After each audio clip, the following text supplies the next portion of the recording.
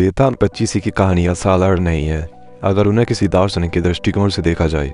आज हम जानेंगे बेताल पच्चीसी की पहली कहानी और उस पर ओशो का दृष्टिकोण।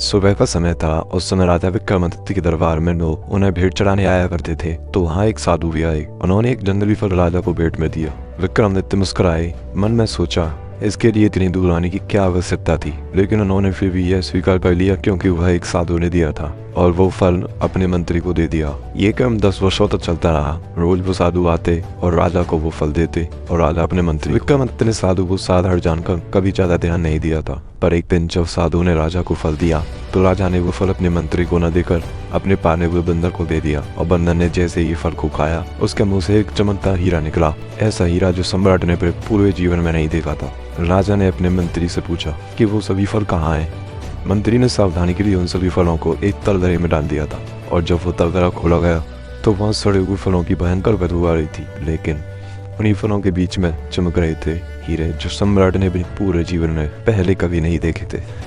इस कहानी के ओशो ने 2 अर्थ निकाले हैं। पहला अर्थ, अगर मैं होश न हो तो जिंदगी ऐसे ही चूक जाती है। जैसे अगर राजा उन दिए हुए फलों की होशपूर्वक जांच कराता तो उसे पता चलता कि यह असाधारण है। और दूसरे अर्थ में ओशो ने साधु की तुलना जीवन के दिनों से की है। जैसे हर दिन एक नई संभावना लेकर आता है, लेकिन हम उसे साधारण समझकर व्यर्थ कर देते हैं। अगर आप कहानी का बचा हुआ पार्ट सुनना चाहते हो तो लाइक करके कमेंट में लिखें पार्ट 2।